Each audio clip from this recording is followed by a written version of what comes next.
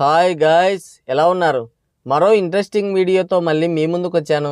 ఈ వీడియో చివరి వరకు చూసి నచ్చితే ఒక లైక్ వేసుకోండి. ఓకే, ఇక వీడియో స్టార్ట్ చేద్దాం. నక్క పుట్టి 4 వారాలు కాలేదు కానీ ఇంత పెద్ద గాలివాన నా జీవితంలో చూడలేదు అందంట. మన కేటీఆర్ అంకుల్ మాట్లాడే మాటలు కూడా సేమ్ అలాగే ఉన్నాయంటున్నారు పొలిటికల్ మేధావులు.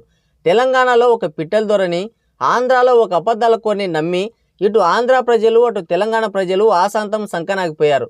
క్షవరం అయితే కానీ వివరం రాదు అన్నట్టు సంకనాగిపోయిన తర్వాత అర్థమయ్యి ఇద్దరు నియంతల్ని గద్దె దించారు ప్రజలు. ఈ ఇద్దరు నియంతలకు కూడా చాలా దగ్గర పోలికలు ఉన్నాయి.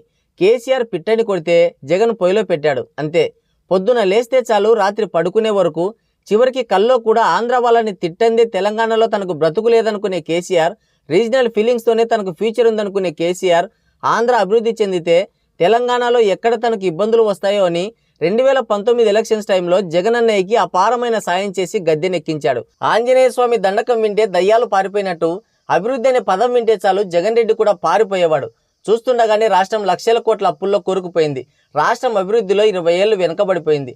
తినమరిగిన కోడి ఇల్లెక్కి కూసిందని బ్రిటిష్ వాళ్ళకంటే దారుణంగా కేసీఆర్ ఫ్యామిలీ తెలంగాణని దోచుకుంది. ఫోన్ ట్యాపింగ్లు, లిక్కర్ దందాలతో నేషనల్ లెవెల్లో సత్తా చాటారు. ఇటువైపు జగన్ రెడ్డి కూడా సంక్షేమ పథకాల పేరుతో కనబడినవన్నీ తాకట్టు పెట్టి లక్షల కోట్ల అప్పులు తెచ్చి రుషికొండలో ప్యాలెస్లు, 100 మంది సెక్యూరిటీతో రాచభోగాలు అనుభవించాడు.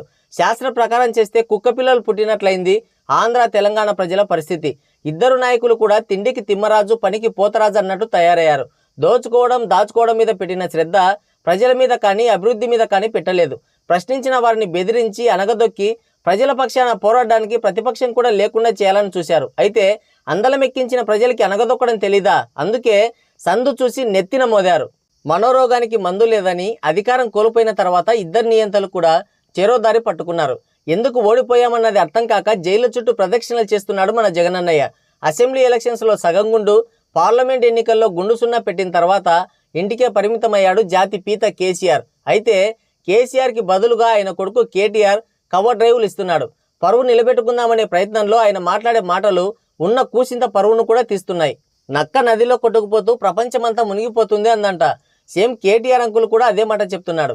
ఎందుకు సార్ పార్లమెంట్ ఎన్నికల్లో గుండు సున్నా తెచ్చుకున్నారంటే, దొంగ దొంగ అని నన్నే అంటారే, వెనకాలన్నాడు నీ అమ్మ మొగుడు అని విక్రమార్కుడి సినిమాలో బ్రహ్మానందం డైలాగ్ చెప్పినట్లు మేమే కాదు, ఒడిశాలో నవీన్ పట్నాయక్కి ఒక్క సీటే వచ్చింది. ఆ పక్క రాష్ట్రంలో ఇంకొకరు కూడా ఓడిపోయారని చెప్తున్నాడు. 3వ తరగతి పిల్లోడు పరీక్షల్లో ఫెయిల్ అయితే వాళ్ళ నాన్న పిరమిద 4 తగిలించినప్పుడు నేనే కాదు, పక్కింటి రమేష్ గాడు, ఎదురింటి సోమేష్ గాడు కూడా ఫెయిల్ అయ్యాడని చెప్పినట్లేదు. అక్కడితో ఆపితే పోయేది, కానీ ఆపితే ఆయన డ్రామారావు ఎందుకైతాడు? వైఎస్ జగన్ రెడ్డి ఓడిపోవడం చూసి ఆయనకు ఆశ్చర్యం కలిగిందంట. 2 లక్షల కోట్లు పంచినా కూడా ఎందుకు గెలవలేదో ఆయనకు అర్థం కాలేదంట. ఫైనల్గా ఏం చెప్పాడంటే, పొత్తు పెట్టుకున్న వాళ్ళు మాత్రమే గెలిచారని చెప్పాడు. అట్లయితే పశ్చిమ బెంగాల్లో మమతా బెనర్జీ ఎలా గెలిచింది సార్?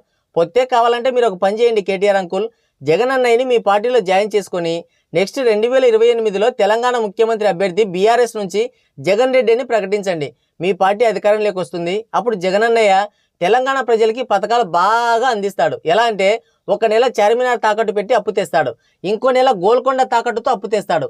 అలా ప్రతి నెల మూసీ నది, ట్యాంక్ బండు, రవీంద్ర భారతి, కాళేశ్వరం ఇలా కనిపించినవన్నీ తాకట్టు పెట్టి అప్పు తెచ్చి పంచుతాడు.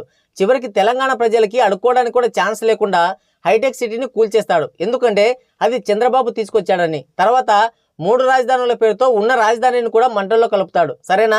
లేదంటే ఈసారి ఓడిపోయిన వాళ్ళందరూ కలిసి 3వ కూటమి, అదే మీ అయ్యే పెట్టాడు కదా థర్డ్ ఫ్రెండ్ అని, అలా పెట్టుకోండి. దానికి జగన్ అన్నయ్యని అధ్యక్షుడిని చేయండి. ఎలాగూ ఓడిపోతారు కాబట్టి 3వ కూటమిలో చేరడం వల్ల ఓడిపోయామని నింద వాళ్ళపై తోసేయచ్చు. ఏమంటావు సార్? మీరు అధికారంలో ఉన్నప్పుడు ఆంధ్రాలో కరెంటు లేదు, నీళ్లు లేవు, రోడ్లు అధ్వానంగా ఉన్నాయి, అక్కడి పరిస్థితులు అగమ్యగోచరంగా ఉన్నాయని మాట్లాడి ఇప్పుడు ఎందుకు జగన్ రెడ్డి అధికారం కోల్పోయాడని ఆశ్చర్యపోయాడని మాట్లాడుతున్నాడు. కాదు కేటీఆర్ సార్, అసెంబ్లీ ఎలక్షన్స్లో మిమ్మల్ని ఓడగొట్టారు. దాని మీద ఎందుకు ఓడిపోయామని రివ్యూ చేసుకోలేదు. ఇంట్లో చెల్లెల్ని తీసుకెళ్లి తీహార్ జైల్లో పడేశారు. దాని మీద మీకు సోయలేదు. ఎంపీ ఎలక్షన్స్లో గుండు సున్నా చుట్టారు. దానికి సిగ్గుపడలేదు. వరుస ఫిరాయింపులతో పార్టీ ఆగమాగం అవుతుంది. దాన్ని ఎలా బలోపేతం చేసుకోవాలో ఆలోచించలేదు. పార్టీ బలోపేతం చేసే దిశగా కూడా అడుగులు వేయలేదు. కానీ పక్క రాష్ట్రంలో ఎవరికో కుర్చీ మడతపెట్టారని ఆశ్చర్యపోయాడంట. దాని మీద అనాలిసిస్ చేయడానికి బయలుదేరాడు ఈ మొగోడు అంటున్నారు పొలిటికల్ మేధావులు. ప్రాంతీయ విభేదాలు రెచ్చగొట్టి ఎవరికి వారు స్వలాభం కోసం రాజకీయ ఎత్తుగడలు వేసి అధికార కాంక్షతో రాష్ట్రాన్ని 2 ముక్కలుగా విడగొట్టారు. గతిలేని సంసారానికి మతిలేని మొగుడని తెలంగాణలో కేసీఆర్ ఫ్యామిలీని 2019 ఎలక్షన్స్లో జగన్ రెడ్డిని ఎన్నుకుంటే బ్రిటిష్ వాళ్ళ కంటే ఘోరంగా దోచుకున్నారు. అందుకే ప్రజలు కీలరికి వాత పెట్టారంటున్నారు పొలిటికల్ మేధావులు. అడుక్కునేవాడికి బరుక్కునేవాడు జతయ్యాడని మా జగనన్నకు నువ్వు తోడయ్యావు, అయినా ఆంధ్ర వాళ్ళతో ఆంధ్ర రాజకీయాలతో నీకేం పని అంటున్నారు ఆంధ్ర అనలిస్టులు. సో గాయస్, ఇది వీడియో. మరి ఈ వీడియో పైన మీ అమూల్యమైన అభిప్రాయాన్ని కింద కామెంట్ సెక్షన్లో కామెంట్ చేయండి. మరోసారి మరో ఇంట్రెస్టింగ్ వీడియోతో మళ్ళీ కలుద్దాం. Thank you, take care, bye bye.